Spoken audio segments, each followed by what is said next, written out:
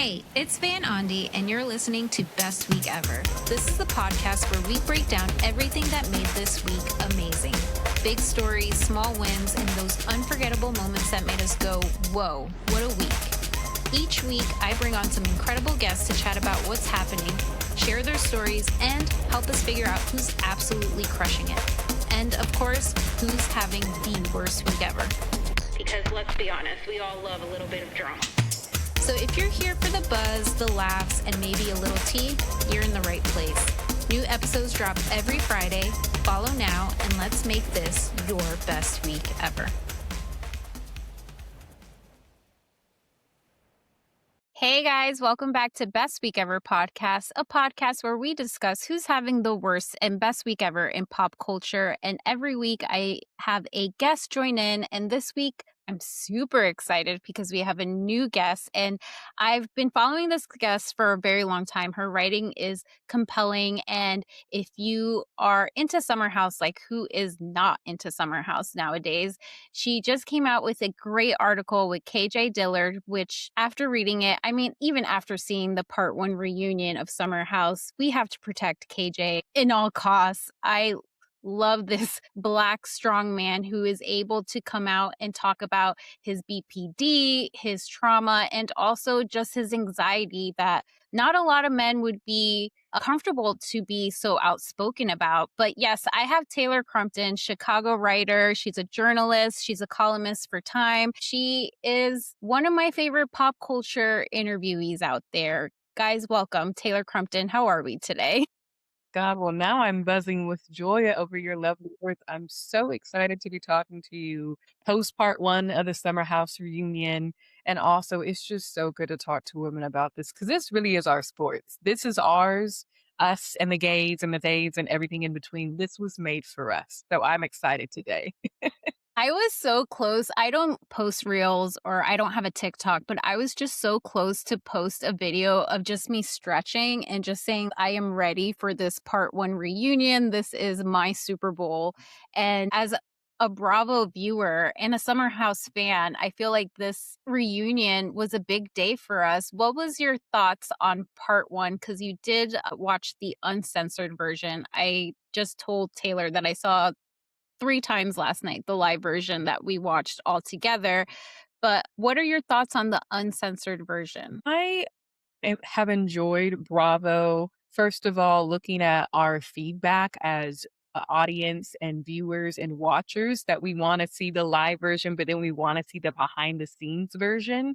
And what I loved about the Peacock version is there was, in my professional opinion, an ability for Sierra and Mia to be very direct. And the way it was edited, it did not vilify them or make them look like the angry Black woman. But whoever did the editing, shout out to them. They were seen as humane in ways in which Sierra and Mia and Lindsay, but Lindsay is known for being activated and is allowed to be activated as being a white woman on the cast. But Sierra and Mia were given the grace in this uncensored edit to be very direct and firm.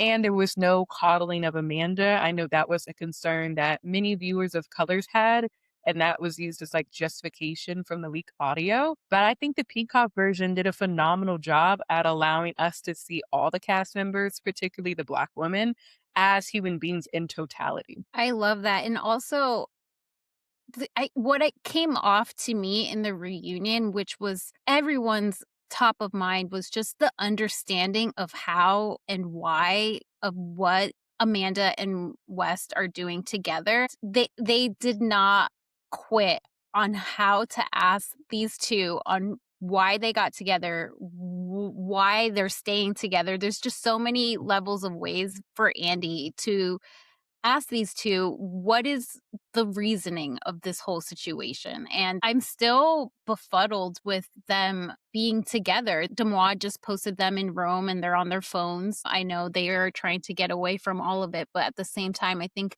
they are so loving the fact that these two are being talked about, whether it's bad or good. I don't know. That's just like my opinion on both of them. but I'm super excited to have you on and have more takes on reality TV, Summer House included. We always start off with our worst week ever topics. Worst week ever honorable mention. Who do you have this week for pop culture? Ooh, I feel like we have to circle back since we are living in like the aftermath of the Summer House Part 1 reunion, but also the American Music Awards in Las Vegas, where a lot of Bravo celebrities were on the purple carpet. And it has to go to Amanda Batula and Wes Wilson, I think, across unscripted television, because I know the Secret Lives of Mormon Wives stars were asking about Taylor Frankie Paul in season 5 on the carpet for AMAs. The room and every pop culture commentator who was interviewing celebrities there was inquiring about Summer House and the scamanda of it all. So I feel like they are the right choice at this moment for best week, worst week ever. Yeah, no, I actually do have Amanda Batula as I think I put her as my worst week ever winner, but I also have a backup just in case. But she is really having the worst week. I could not believe, and I'm glad that the caption even perfectly summed up what she was doing was scoffing. I couldn't believe that she said fuck off to Sierra. I lifted myself from the couch and I was like, I'm ready to take these gloves off that I don't have on, but I'm ready to fight. What are your thoughts of Amanda scoffing and just the talking back of it all? No, at the beginning, and rightfully so, multiple people said we need to stop emphasizing Amanda. We need to stop treating her like an infant and like a child that she lacked agency and autonomy and treat her as a woman because she made these choices. She continued to double down on these choices.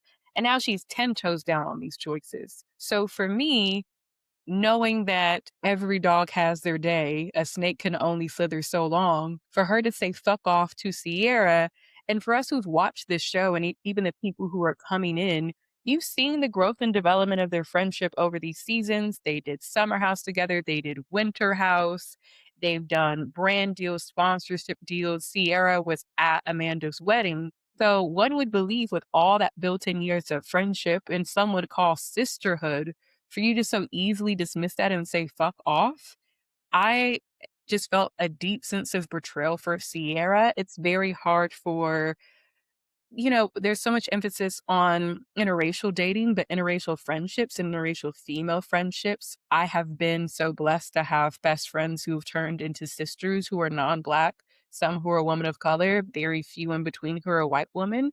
Because of what happened between Sierra and Amanda, you find this woman who you feel that you can also divulge into everything that you experience as a Black woman in the United States, and also a Black woman who is been vilified and demonized by members of her own community for dating a white man outside of her race. So for her to have been so intimate and vulnerable with her to share these things and the fuck off, Sierra has every reason to annihilate Amanda, because though people are trying to give Amanda the benefit of the doubt with like the context of what's happening between her and Kyle, she is just completely disregarding this lifeline, this sisterhood that they had for years for, as I frankly call, community pink, community dick, community dick. I would never give up sisterhood for penis.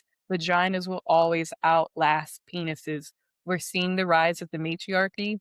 Not the best move to make overall. I'm just saying. Yeah, no, this is such a great look for Sierra and the sisterhood as well with Mia. I think really shows an example of what true friendship should really be shown as Mhm. something that Amanda lacks on.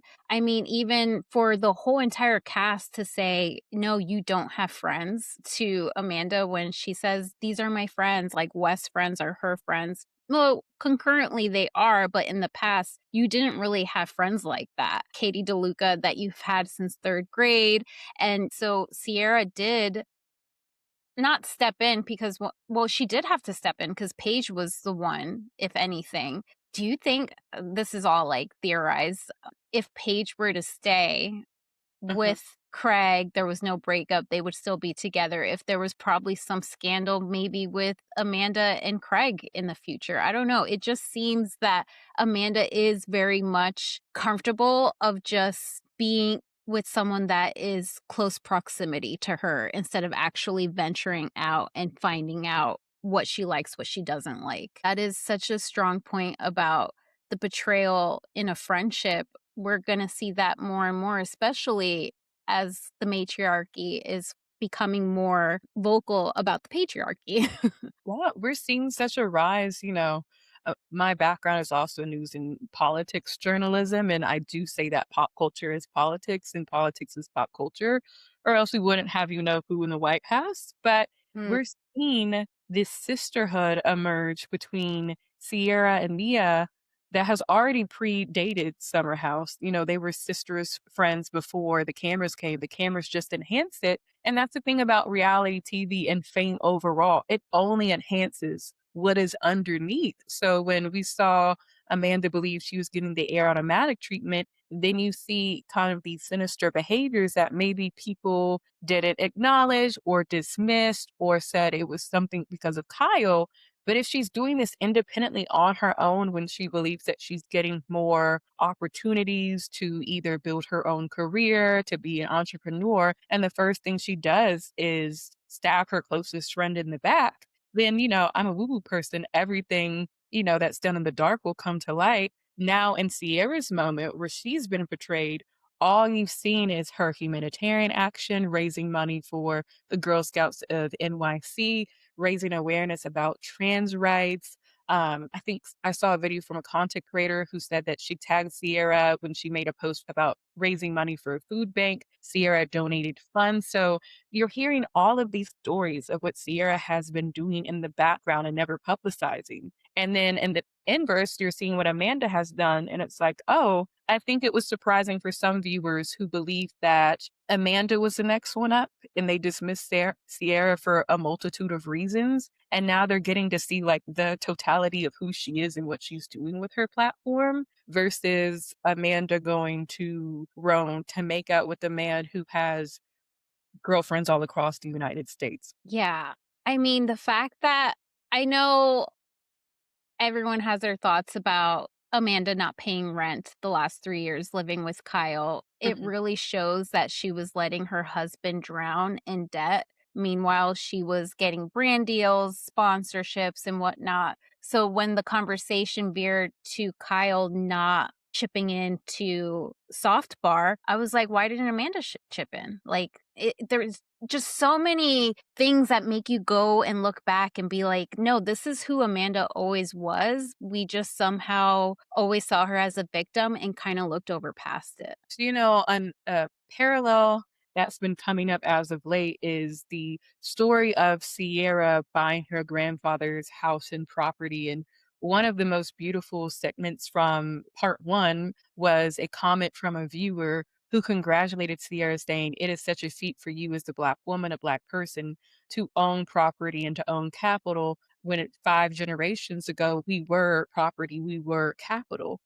And bringing that into the conversation versus Amanda's previous comments about wanting to buy a house in Jersey, Lord forgive me, wanting to take that next step.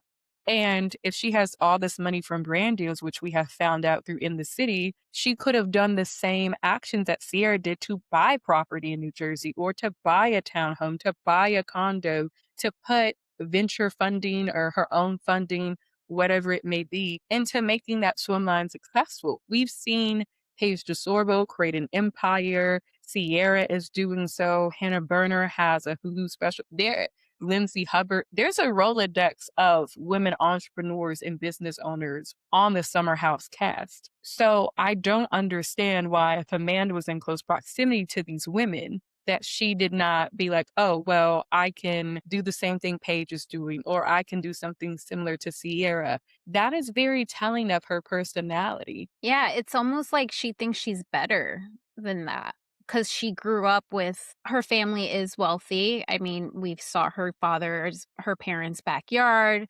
I am from northern New Jersey, and I know the area where she grew up in. It's a very wealthy area in central South Jersey. It kinda seems like she has all these means, but she didn't really do anything with it compared to what you just said with Sierra, Paige, Hannah even, even going back to, I'm forgetting her name, why am I forgetting? Oh, Jules. Yes. Who, if you were to search her right now, guys, she is like a Pilates instructor, travels the world, does these retreatments in these international places. Like, she is a businesswoman. You're so right. Where I don't understand why she wouldn't just get inspired and just do her own thing. Instead, she went for the community dick.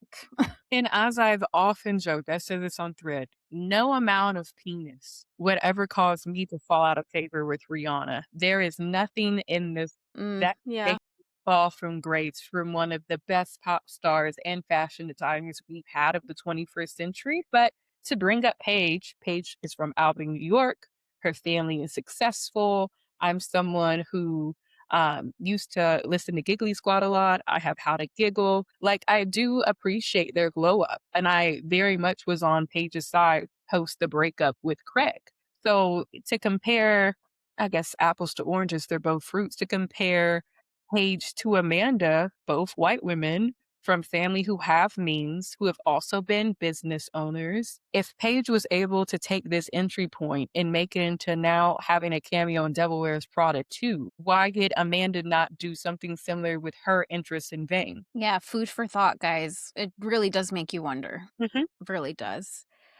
I'm sure we're going to talk more about Summer House. I have to include my worst week ever honorable mention. And guys, it is summer, and I just saw the Love Island UK cast members, and I'm kind of excited. I know I'm excited for Love Island USA because of Sierra, but Huda, I don't know if you remember this name from last year, who was in Love Island last season for USA. She debuted a single and music video called Bad Girls. It received mixed reactions on social media, with some praising her vocals and talent, while others criticized the lyrics for potential cultural appropriation.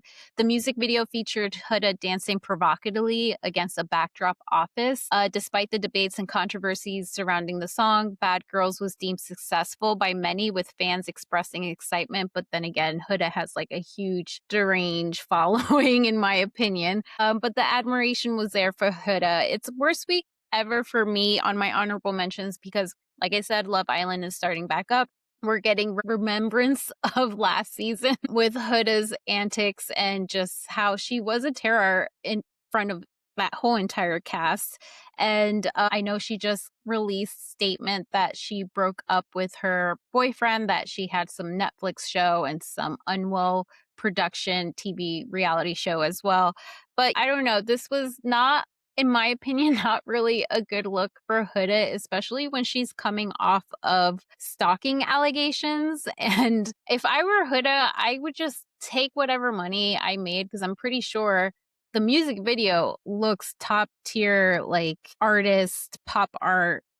That she had to have forked a lot of money, and I don't know. I just kind of wish she forked that money into some sort of retreatment. But those are my thoughts. What are your thoughts for Love Island? And are you looking forward to it this season? Like, are you a Love Island UK girly or a Love Island USA or both? Love Island USA girly. So, season 6, when it became mainstream and everyone was watching it, I covered it in my column for Time. The essay was Love Island USA Made Me Believe in Love Again.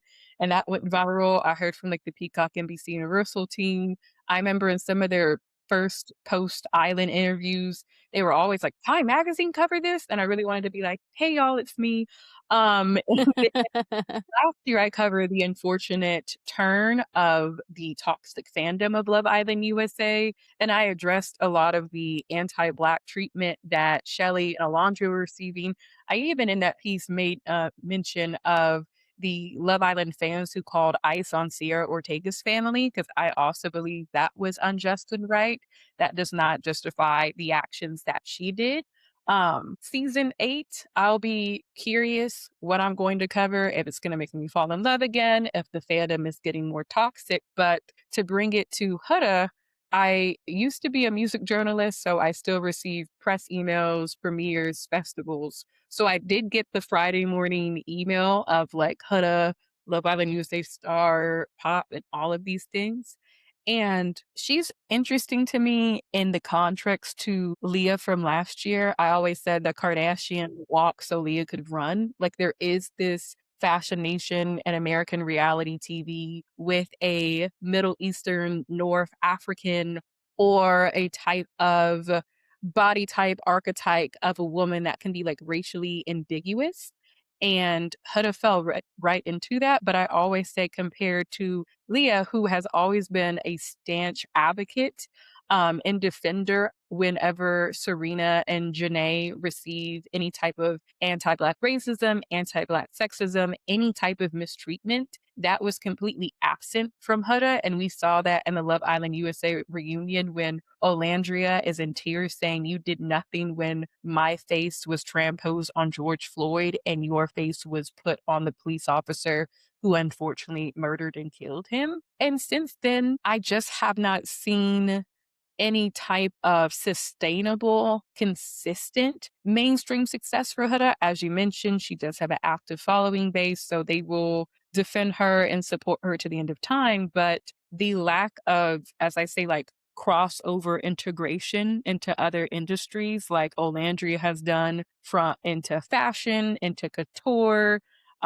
She just had a sold out handbag line with Brandon Blackwood, like all of this movement. Even Shelley, who I didn't like the fallout between her and Olandria because of Ace, but she was on the AMA purple carpet. I think she had like a smoothie with Erewhon. There's just some who have like done that work to build, as my mom says, hands in different pots. And I feel like Huda just like became really self absorbed and only listened to her fan base. And as we Yeah. know, we've seen this happen, so she's kinda deserving of the worst week winner. Yeah, for sure. I know. I'm pretty sure, especially with Love Island premiering this summer, it's so funny because I forget everyone until the new premiere shows up this summer, and I'll be like, "Oh, yeah, I remember that so and so and so." It's just so it's I don't know if it's the mom brain in me, but the brain fog is just out of sight, out of mind. I don't think about them anymore, but Huda, for some reason, is one Love Island star that I just continuously, good or bad, is always on the press. But yeah, that is a good honorable mention from me. Worst week ever runner up in pop culture. Who's your pick this week? Mm, I feel like I've been in such a Summer House universe for work. It would be it would be Wes Wilson, because I really can't think of another reality TV villain. We have not heard a lot from Dakota, Taylor's baby daddy, who's on Secret Life of Mormon Wives. I feel like all the attention has been around Wes. I'm very curious to hear what your your choice would be, but I feel like he's my number one thus far. Honestly, it's making Tom Sandoval look really good because I feel like Wes Wilson is just reveling on being a villain when Tom Sandoval, we saw him crying, over being a villain, and it's just polar opposites. Now, I'm not saying that all of a sudden I love Tom Sandoval because I know House of Villains, he's having a great time there and he's getting a good edit. But I really do think that Wes Wilson doesn't mind doubling down into becoming this new villain. Um, wow, it's fruity and slip, I guess, Villa. Just because I don't know, I just see him always taunt, like, I am coming off watching Aphrodite's reading on Sierra, Amanda, and Wes in this reunion, so I have a lot in my brain about the Summer House and what I think of Wes Wilson now, especially now that he read him and he's been reading him these last couple months, and it's just left, a gut feeling in me where it just really seems that he is out to get Sierra, and he's okay with knowing that any kind of sort of fame that Sierra gets, it's always going to be connected to him. He really is a villain, and who he surrounds himself with, it just gives me Travis Kelsey vibes. I don't know if the Kansas City like fandom is a little rancid, but just I don't know. Wes Wilson for sure deserves that worst week ever runner up for sure. My worst week ever runner up is Pete Davidson. I don't know if you've heard in the news that Pete Davidson and Elsie Hewitt split months after the baby is born. According to reports, she's been stuck at home with the baby and she's been scrolling on Instagram. And she also has been scrolling on TikTok where she wrote, I have a baby to take care of. I have to work and make money. I'm doing it on my own, which is hard. She has not elaborated further publicly, but it does make Pete Davidson look like a really bad dad. I know he has been coming out and disputing about being an absent father, and he is actively co parenting as we speak. We don't know if that is because he is outed, but sources do say that Davidson is actually doing what dads should be doing, which I want to know what that is. Because so many dads think that FaceTiming their babies over FaceTime is them having a connection with their babies. And that's the vibe that Pete Davidson is giving me. But why this breakup looks different from Davidson's past. Davidson's romantic history has been well documented and frequently turbulent, marketed by fast moving relationships that attracted intense public scrutiny when they ended. This time, however, people in his circle are drawing a clear distinction. The presence of a daughter, sources indicate, has shifted Davidson's priorities in ways his past relationships did not require. Davidson and Hewitt were first linked in March 2025. They made their red carpet debut together in May 2025 and announced a pregnancy shortly after. That's way too fast in my eyes, but the relationship moved quickly, and of course once they had to start co-parenting, that's when the relationship ended or fizzled out. What are your thoughts on Davidson and Elsie Hewitt? It seems that Elsie Hewitt is seemed to be part of a groupie. She has a history of dating prominent actors, but I just think that that's LA. I don't know if I'm being naive about this, but it just seems to me that she has like a good roster of dating celebrities. Like, what are your thoughts on Pete Davidson and Elsie Hewitt? Mm. With celebrity relationships of this generation, I feel like one of the main through lines is co parenting and also having a child without the parents necessarily being married. I also believe it's like a generational thing where we're just seeing the rise of couples not do the quote unquote traditional way and be married and buy property and then have a kid. Now it's like a little bit more flexible and fluid and one would say progressive, which I think overall for the culture is good because we could all benefit from structures that aren't just like extremely patriarchal and the woman is doing the majority of the labor. I think the unexpected ramification is if there's like a lack of consistent dialogue, conversation, check ins between the two co parents. And that's just for us regular smuggler people. You add on fame and notoriety and celebrity and the cost of raising a child in America and Los Angeles, especially one whose father is a celebrity. There's all those different factors that really make that gap and add more fire to that ongoing tension. Um, what I hate is that we're privy to it. I'm not like one of the people who really loved. I know we've brought up Sierra and Amanda and like Wes, so it feels kind of like I'm being hypocritical, but that's a storyline or reality TV show and that is their lives. But this is something different where it's like they did not agree to be on Bravo TV and Peacock. So I think also where are these conversations about like she's actively in postpartum. So like as we Yeah. know now, a woman's body, her mind, her hormones does not go back to normal until I think 3 to 5 years post birth, or maybe like when they stop breastfeeding, one of those two things. So for me, I'm like, yes, we can speculate and one in between, but I'm more just like whenever someone is going to social media for like validation or for support, that ends up kind of being very similar to the Huda effect, where like you will find people who are also looking for that.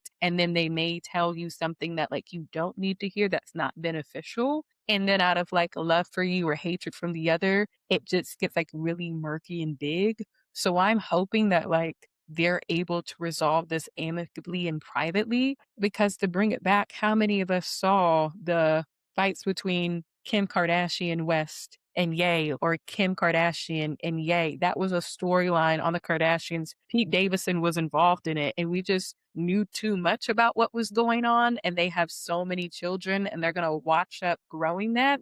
So I'm also of the belief of like If there's a way for you to do it directly, please do so, because I just don't wanna be all up in y'all's business and lives, to be honest. Like, I want the best for her, I want the best for the baby, but also my mom always told me this, "Be very careful who you have children with, because you can never unhave children with them." So if he had all these behaviors beforehand, unless it was an act of God, the behaviors were going to continue. Yeah, he has so much trauma with, his dad, 9/11.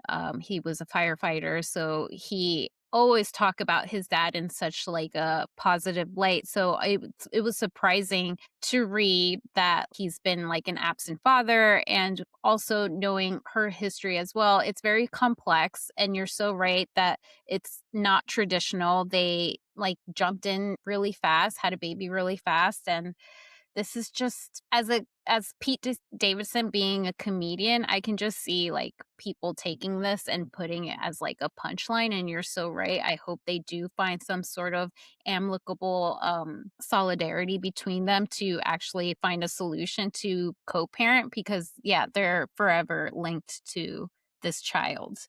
Worst week ever winner, I'll go first with my worst week ever winner because I know I said Amanda Batula, but I do have a backup because I did find this out just earlier today. But is Patrick Ta accused of stealing painted by Esther's blush technique, which I actually have been following Esther for a while on X, and I know her because she did Alandria's makeup. She does Sierra as well. She's done Tyla, who is like one of my favorite pop artists. But this makeup artist is known professionally as Painted by Esther. She broke her silence this week on a TikTok video that has the beauty world talking. She says, I'm honestly very nervous to make this video, but I don't like being scared to say things because you know how easy it is for them to angry Black women us. She has worked with Naomi Campbell, Kelly Rowland. She does this transition blush technique, which I have been seeing it everywhere, but I've mostly seen it on these artists, which is Alandria, Sierra, where she does a dramatic gradient that extends blush into the under eye area, specifically designed to pop on deeper skin tones. Now she's accusing celebrity makeup. Well, I don't think she's accusing, I think he is. He stole that lifting technique and is actually branding it in his own brand. The receipts she laid out were specific. She described at least 2 to 3 prior incidents with Ta, including a suspicious booking request from the brand's co-founder after scheduling a routine glam appointment, asked to film Edme doing the makeup. Wow, that is so evil. They asked her to do a video just so they can steal her freaking technique. Wow. Yeah, she pointed out that Ta's tutorial used the same powder puff tool she called her holy grail, and even mirrored her specific phrasing back of your palm instead of the standard back of your hand. The controversy deepened when Ta allegedly trademarked the phrase transition blush, a move critics called the clearest sign yet intentional appropriation, turning a technique directly tied to a Black independent creator into a commercial asset without formal collaboration or credit. Even the estate's legendary makeup artist Kevin Aucoin, who defined the looks of supermodel Naomi Campbell, Vogue throughout the 80s and 90s, introduced the transition blush technique, weighed in, posting a video crediting Aucoin as the originator and naming Painted by Esther as one of the artists who later redefined it. This isn't the first time Ta has been accused of ripping from Black creators. In 2024, influencer Ivana Sunshine went viral calling Patrick Ta for unpaid voice invoices to Black creators. He apologized. Now, less than 2 years later, the same pattern is playing out again. I didn't know who Patrick Ta is. Mhm. Didn't know who he was. I feel like I've seen certain videos of him just applying makeup, but that is the extent. What are your thoughts of Patrick Ta? And do you follow Painted by Esther? Because I saw her TikTok video and my heart went out to her because this is her life, this Mhm. is her work. And like, name just seeing that lineup of stars that I really hope that she has someone like a good lawyer too, like just has a great support system that will help her out with this. But yeah, what are your thoughts on this, Taylor? I'm familiar with her work because a number of my Black women colleagues and peers who specialize in beauty journalism, fashion journalism, have properly credited and highlighted her work in editorial campaigns and print features and digital media content. So I'm familiar with just the prominence and the rise of her. This is also coming at a time where we're just seeing this like return to like a is it the Sam Frank or what Zara Larson does with like the just technicolors, very like 1990s, I think like Lisa Frank type look. It's Yes. like becoming very popular in pop culture. So what we've often seen is when you have women creators, Black women creators in particular, like Painted by Esther, who spent years studying her craft because to apply makeup is a craft. It is an art because not all of us are gifted in it. And then for her to enter into this part of the industry, which is very exclusive, which is very hard to break into, and popularize an existing technique. And in her video, she credits the inventor of it. And she also says, I never claimed to be the inventor of anything. I never claimed to be the originator of everything. As artists, we are always inspired by the generation prior to us. And that's how you can tell someone is a student of the work if they have gone back to look at those old makeup books from the 80s, from the 90s, those editorial campaigns, the studying of the technique, the applying of it, and the execution of it in their own way. And that's why she has been given her flowers by legendary makeup artists like Pat McGraw. Why the most notable celebrities right now want to book with her is because something that she spent years in the dark doing aligned at the perfect moment when it's taking over in pop culture. And I can empathize with her as a creative arts professional. I have had so many articles of mine, pieces of mine, ideas of mine stolen and regurgitated by journalists who are on staff. I'm a freelancer, so I don't have a staff position. I don't have consistent income. I don't have health insurance. So I fight so hard for my articles because this is how I pay my bills, maintain relevance in the industry, and are able to market myself towards better, hopefully higher paying opportunities. So I feel that deep seated sense of betrayal, but also that fear of speaking up, of being villainized. And you do have someone like Patrick, who you beautifully said has been called out before, but instead of being held accountable, is still giving opportunities, and in this case, funding and an infrastructure to popularize on someone's brand before them. And that's what's so disheartening about the situation is that anybody can see and make knowledge and mention of how she has navigated this industry and her rise right now. And so many people want to capitalize on the small guy. I mean, how many fashion creators, like, I don't know if you're familiar with D Blue Bedazzled. She's known for making bedazzled stage costumes. Beyonce has worn her work a lot. A lot of notable musicians wear it, and it has been very infamously copied by the Kardashians. And she has been in like so many lawsuits with them who have taken her like specific style of beating because she used to be a professional sports dancer for a number of like NBA teams. It's this continuous cycle, and I think it's really upon, I guess, like all of us, or like maybe the younger generation, older, who knows, glory be to God, to ensure this doesn't happen again. Because what really broke my heart in the video is she was making this while sick and sounded like she had an upper respiratory infection. And she is Yeah. in physical pain, holding back tears, and very similar to Sierra, knowing that even if I am in tears, I still have the fear of being made to be the angry Black woman. And that means people who would once support me will completely not come to my aid and maybe assist in harming me because of the stereotype that has existed before they were even born. And that's really what's so brokenhearted because Esther is probably the second, and there's probably going to be, unfortunately, a third who has been stolen by Patrick if something is not done. I know, I just can't believe that he's been called out before and he still continuously went ahead and was being a snake, just slithering away and still continuing to do what he was doing, which was stealing from other creators.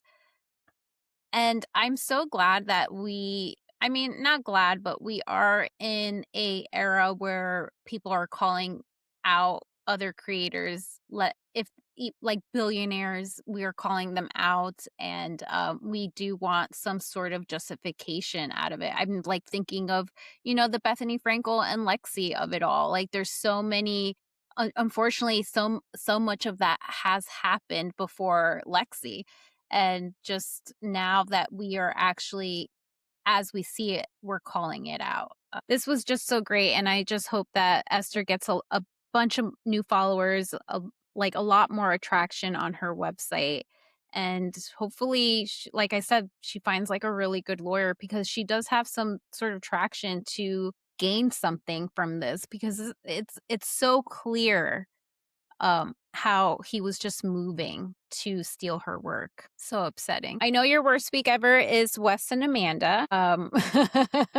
We're gonna move on to our best week ever topics. Who's on your best week ever honorable mention this week in pop culture? It's such a good question. I would have to say only because, I do work across music, pop culture, politics, and entertainment. The American Music Awards was recently. I loved Mia in the iconic and infamous, and sometimes people feel overdone, infamous JLo green dress. I thought I it was loved very it. cute that she had her moment. And I saw one interview where she was like, if I ever got invited to a red carpet, I told myself as a little girl I was going to wear this dress. And I think she received like a last minute invite because I was on social media and I was clicking through stories. She's like, I just got invited to the AMA. I'm doing a full day of like maintenance. And she looked so good on the carpet. And then we later found out in the reunion that she broke up with Scott, who is the then boyfriend we saw during her season of Summer House. So I very much love when like a woman breaks up with a man because the joke is like she becomes a Pilates instructor, she's certified in martial arts, she opens up a business. Like there's always that kind of like post breakup bliss that women have. So I'm really excited for Mia because she's established by Fenty ambassador. She walked the carpet of the AMAs. Rihanna called her a bad bitch. Fenty sent her flowers. She opened up about how she felt really comfortable with her mother's passing at the reunion after meeting with the psychic. So I think she had a spectacular rookie season, and the reunion is only solidifying her as like a future force on the network. Bravo. Please sign her up for the next season. I know she mentioned in her stories or a reel where she said she hasn't gotten the call yet to come back this summer. Mhm. And I'm sorry, but it is June next week. Summer is officially going to start in a month. Cameras are going to come back up. What do you mean you haven't gotten contact with Mia? She's living my millennial dreams because 8th grade me would have said the same thing. I am wearing that green dress if I'm ever in a red carpet, like, and she looked stunning. I really hope Lo had to be there that night, was she? I know she's been, like, out promoting this new TV show that she has with her new boyfriend, so I'm not sure if she really was there or not. Do you know? I don't know, but she always has eyes and ears because one of the actresses on Off Campus in an episode did like some reference or homage to J-Lo. And then a couple of days later, J-Lo and the actress did like some content Yes. for her social media. So I wouldn't be surprised if like J-Lo will see all the rise to Mia and in very typical Leo fashion, capitalize on it and recenter herself. She should, as she should.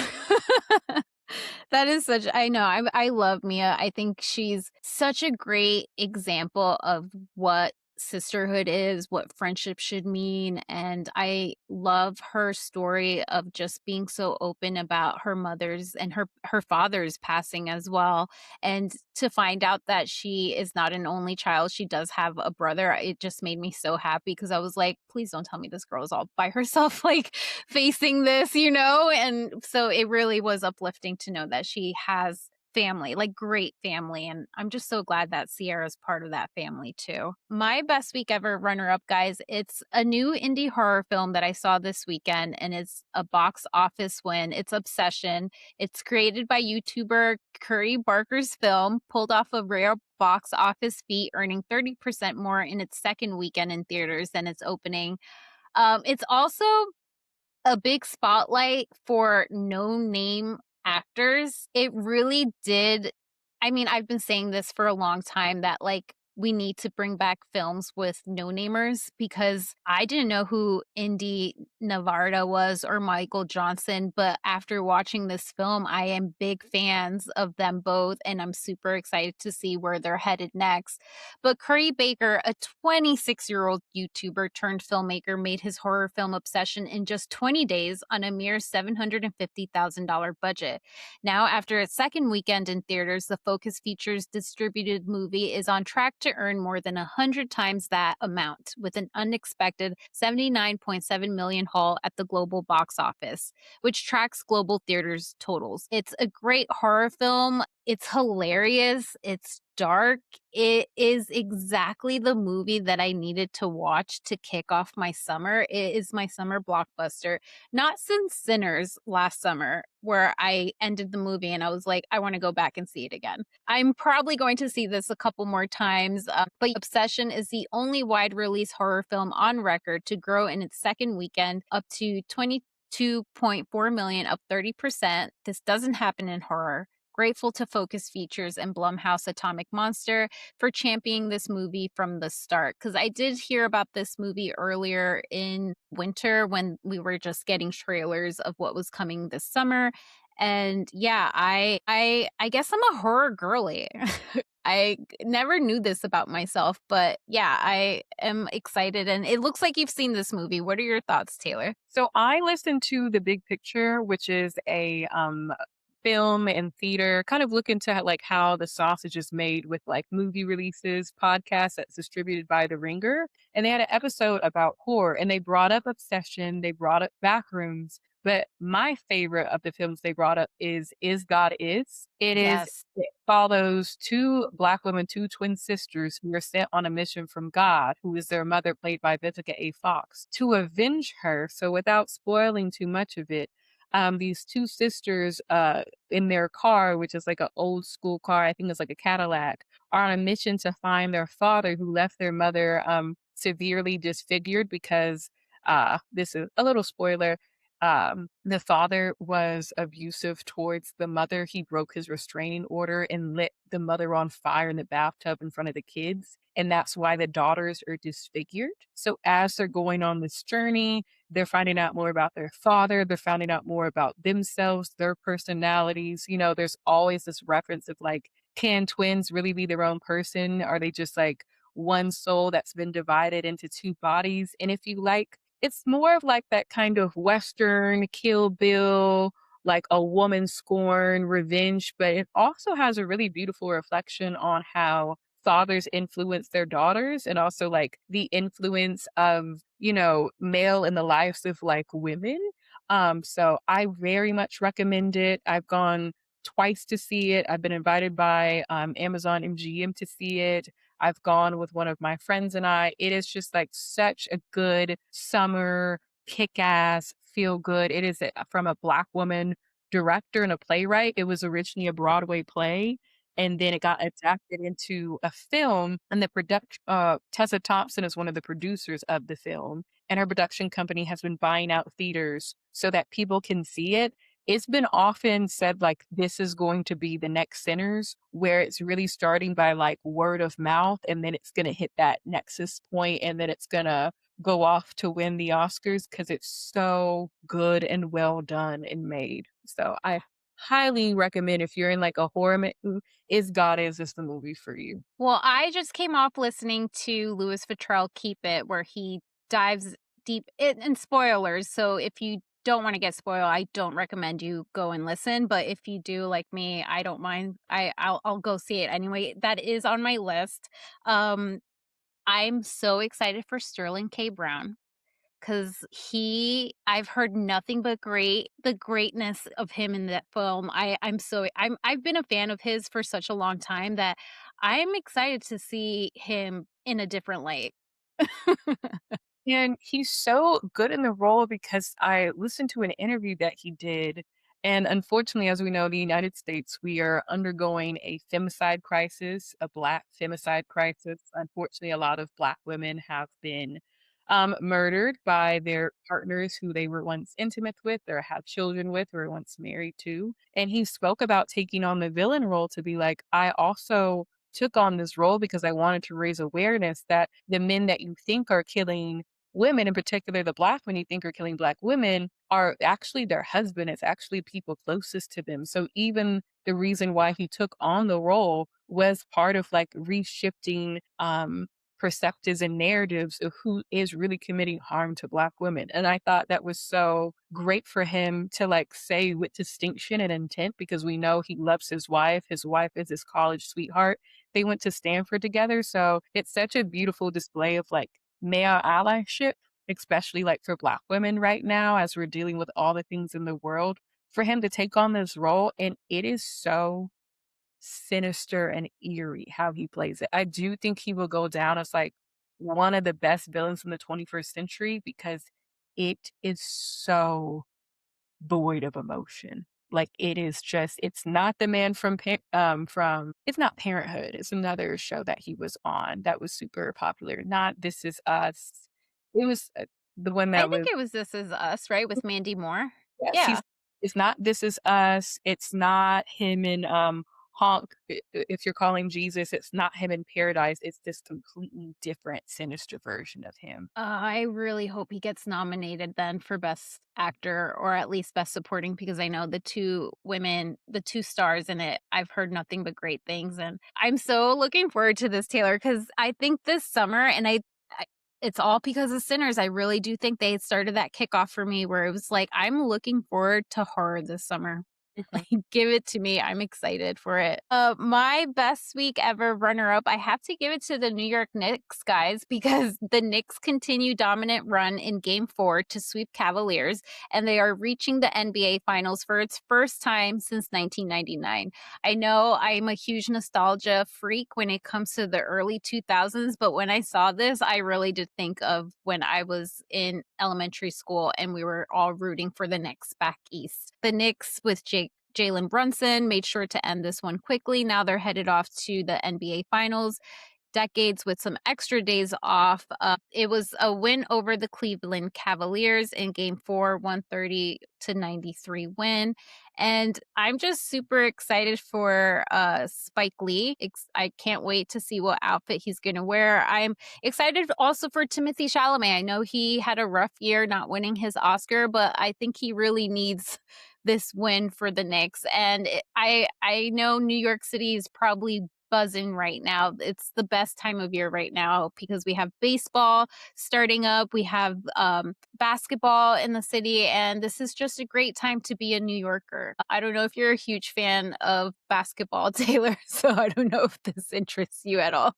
You know, I'm from Texas, so sports is also my religion, mostly football, but I still love basketball. You know, Jalen Brunson was on the Dallas Mavs, so I do Yeah.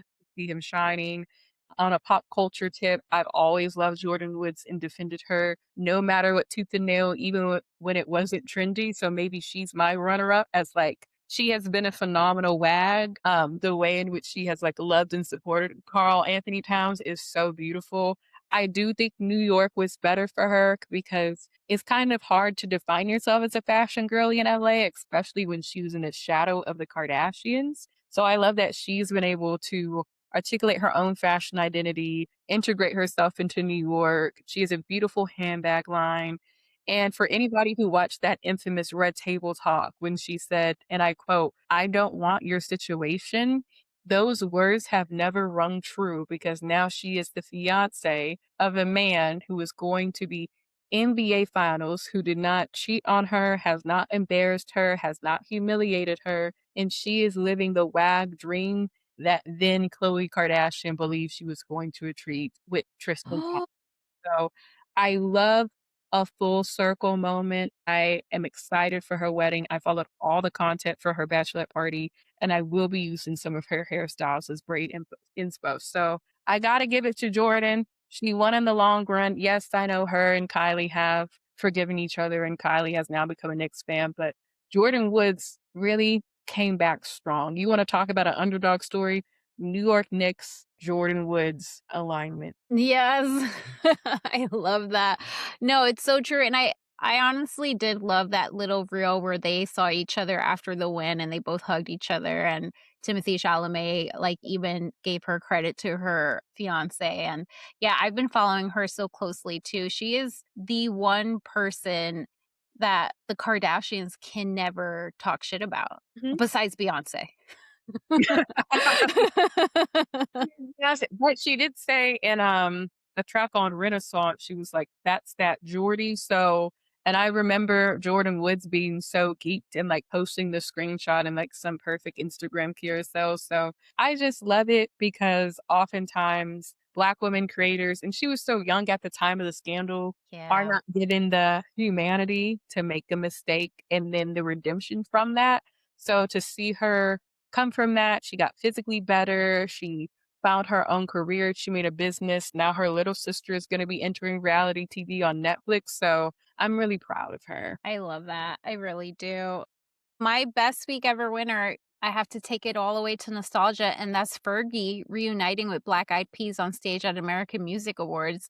I know you've mentioned the AMAs earlier, but Fergie has had an emotional reunion with the Black Eyed Peas, and the Big Girls Don't Cry singer joined her former bandmates will.i.am on stage in Las Vegas on Monday night to accept the Best Throwback Song award. First of all, I can't believe we have that as an award, but for their hit 2010 Rock That Body, which I don't know. I guess I'm not a big Black Eyed Peas. No, I am a big Black Eyed Peas fan. I feel like that should have gone to a different song of theirs, you know? I got a feeling that tonight's gonna be a good night still gives me goosebumps to this day whenever I'm in the car getting ready to go to a party. But the classic lineup, including Fergie, got together in December last year to celebrate all of their 50th birthday throughout their career. Fergie and Black Eyed Peas sold more than 80 million albums worldwide and topped the Billboard Top 100 three times with 2009 Boom Boom Pow and I Got a Feeling and 2010's I'm a Bee. I love this. I love Fergie. Also, learning more about her ex-husband, Josh Duhamel, because they broke up during 2018, during the shift of, like, America becoming great again.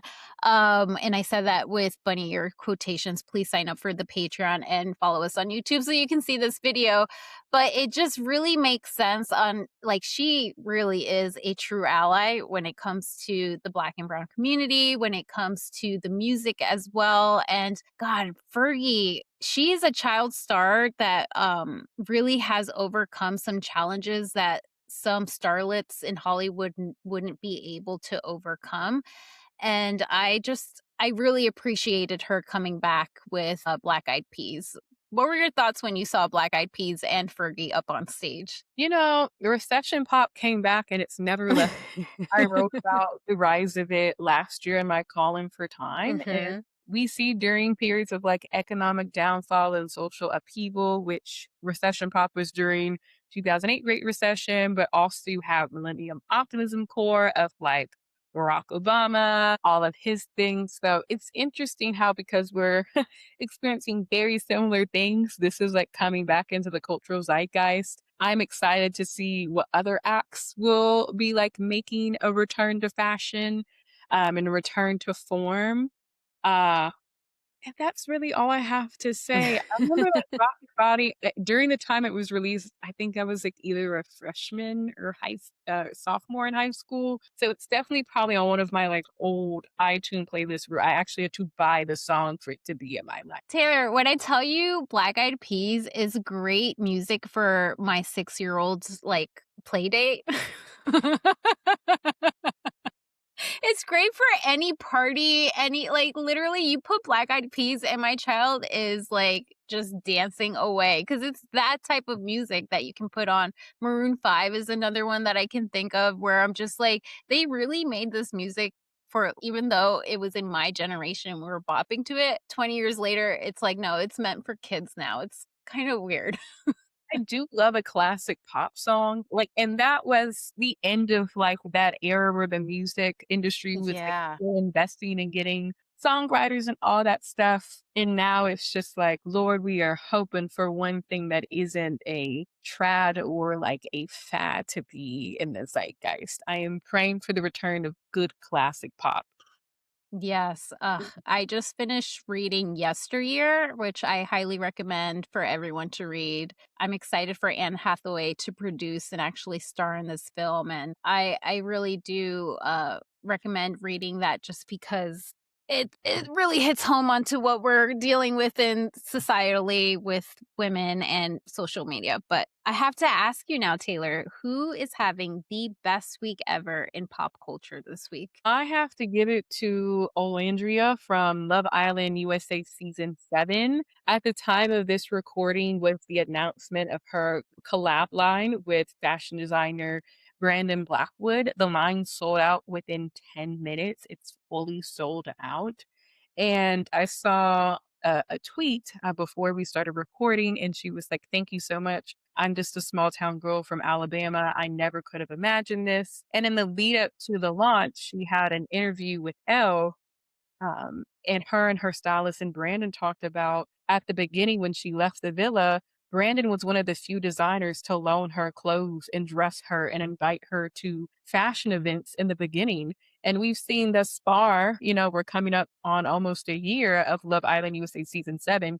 She's made herself a fashion darling, but in the beginning, a lot of reality stars, especially Black reality stars, aren't afforded or seen as being worthy of like couture or award winning designs. I think a lot about when Megan Thee Stallion first debuted onto the scene as someone who's covered her since the beginning. There is a lot of like fast fashion looks, just like what you could pick up from the store until now, not only being loan pieces, but them being custom made for you. So I always love the term like we made the right people famous. And with Yeah. her, we truly did because she even made the bags at an affordable price point for her fans. So she wins Best Week winner in my eyes. I love any person who has a platform, who doesn't forget the beginnings, who attends to their fan base, and who is not also very online. I think that is like the through line between every single person we've mentioned, from Amanda to West to Sierra to Mia to, I mean, throw in Fergie, Black Eyed Peas, Hutta, all the way through. All of the ones who like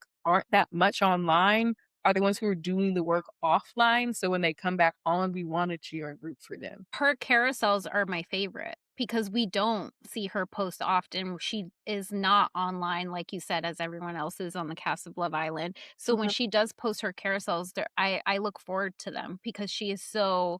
I was telling this to Taria from What Else Is Going On, where I really hope she never comes back to reality TV. She said on a red carpet, I think the Sports Illustrated cover, she's like, "I'm not watching the new season. Like, I'm not watching it, let it be that." Because Yeah. even in their last season, I know people were very much trying to be up in arms with PPG, and they're like, why are you trying to make us have invisible beef with people? So I'm glad she's taking the route out of like, this was my entry point. I'm grateful for it, but I can build my own thing. And that's what like Sierra has done, since we all can believe that she is leaving Summer House and going on to Love Idol and Dance with the Stars and other things. But then you have the inverse of that of like Amanda and West, who put all their eggs in this basket. And then what is their next move? Yeah, it's not complex, West, unfortunately. Oh, And I have so many things to say about, it's a Black woman journalist who works in Black media, about non-Black people who work in urban media, which really came from Black media, who then treat Black people wrong. But that's a episode and conversation for a different time. And this is why you need to follow Taylor, guys, because she has great articles that really is so insightful and talks about these topics. So please follow her because I'm just so grateful that you're here on my podcast because I've been reading your stuff and I'm like fangirling right now. Um, but I have to ask you, what was your favorite song in the early 2000s to 2010? I am a girl from Texas. I'm from Dallas. A lot of people think I'm from Houston, which I love Houston, Dad. I have cousins from Houston, but I'm from Dallas. So for me, it would have to be mm, this is gonna be a real throwback. It is the Get Throwed remix with Bun B that also has a verse with Jay-Z. It is very like 2000s Houston hip hop when the videos would premiere on like MTV and VH1. It's when my home state, because in the long history of hip hop, to make a long story short, people didn't think people from the South could rap. They thought they were illiterate, backwards in country, which is why Beyonce said always been country. In Houston hip hop is like in that at that spirit of like, we're gonna make it mainstream and we're gonna present ourselves to the nation and have our accent. So as someone who's lived outside of Texas a lot, I always play that song and it makes me feel like I'm back. And where were you when you first heard this song? I was a little girl. I was probably like 8 years old. My mom it, like I love the radio. Hip hop radio was really, really big in Dallas. Before we had Spotify, the music industry would test new songs in the Dallas radio market. So yeah, I was probably like in my mom's Toyota Highlander or like with my older brother saying explicit rap lyrics word for word. And then I became a hip hop journalist, so it really did pay off in the end. Oh my god, and what do you think of Bun B today? And sadly, I mean, a lot of people have mixed feelings about Jay-Z, but what are your thoughts with Bun B and, Jay-Z today? I have had the privilege of interviewing Bun several times over the years. We have also been able to like break bread and meet in person. He's such a loving granddad. Like that's the funny thing is in the 90s, he's like this very explicit, like do not mess with me rapper in person. He is the loveliest granddad. He is the kindest person to interview. I love being in Houston because I can like get a hug from him and a burger from Trill Burgers, which is his smash burger place. And then with Jay-Z, I mean, you cannot deny he's one of the most influential rappers of all time. Like we would not have a lot of respect and credence that the art form has today without him being here. I think there's rightfully a justified critique when we think about billionaires. And also a long time ago, I wrote a piece for Harper's Bazaar about Megan the Stallion post the shooting with Tory Lanez and how men in hip hop need to step up and protect women because women can't do it by themselves. And I did name Jay-Z in there along with at the time Diddy, and some other Yeah. notable black men in hip hop who I felt didn't step in for her. But I think overall he's a savant. We will remember him. I have my critiques. I don't think billionaires should exist. I also have other things, but you cannot deny he's one of the best American songwriters and one of the greatest rappers of all time. But Beyonce can out rap him, and that is my controversial opinion. Beyonce can out rap Jay-Z. Today. She always could. I'm working on a book about Beyonce, and I have a chapter about how Beyonce has been presence for the birth of hip hop in Houston and how she's always been rapping in her songs. And on Everything Is Love, she Yeah. out rapped Jay-Z. So it is my theory that she has a classic rap album in her. I hope that that's the album that we're gonna get. I mean, a lot of people are speculating it's rock. I wouldn't mind that it's rock, but you're so right because I'm thinking back to Bugaboo and like all the other songs in Destiny's Child's Writings on the Wall. She does rap.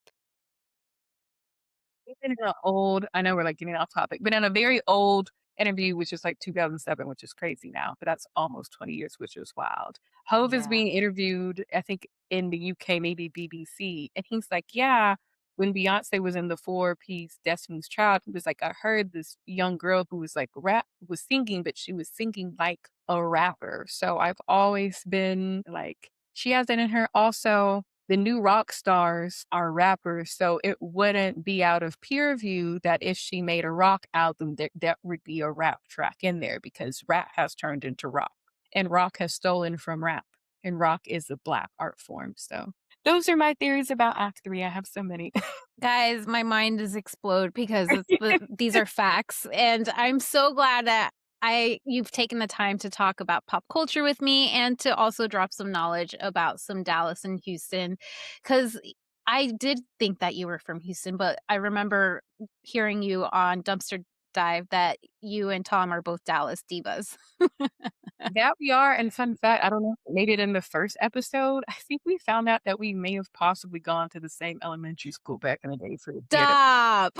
Taylor, thank you so much for tuning into my podcast. I had so much fun talking pop culture, and I'm going to have you back on. I loved yapping with you, especially about Summer House and Bravo. But can you please let my listeners know where they can find you or if you have anything cool to plug in? Of course. Well, I'm across all socials at Taylor Crumpton, my first and last name. My website is taylorcrumpton.com. As you beautifully said at the start of our podcast episode, I recently interviewed KJ Dillard, who is the first Black man to be on Summer House, about his journey with mental health, his BPD diagnosis, anxiety, and just the weight and pressure of being the first Black male cast member on Summer House. So I do write a lot about music, pop culture, and politics. I have a column in Time that comes out once a month, and then I'm always writing for Essence and Ebony and Audio Straddle and Them, a lot of places, but you can always find my bylines. Yes, guys, and please check that out. That'll be all in our show notes. And as always, you will find us on Patreon or YouTube or on Instagram on Best Week Ever Podcast. Please rate and review this podcast because it does help the podcast grow. And also, if you have a friend that loves pop culture, please send them this episode. They're going to thank you for it. And as always, I hope you guys are having a best week ever. Bye.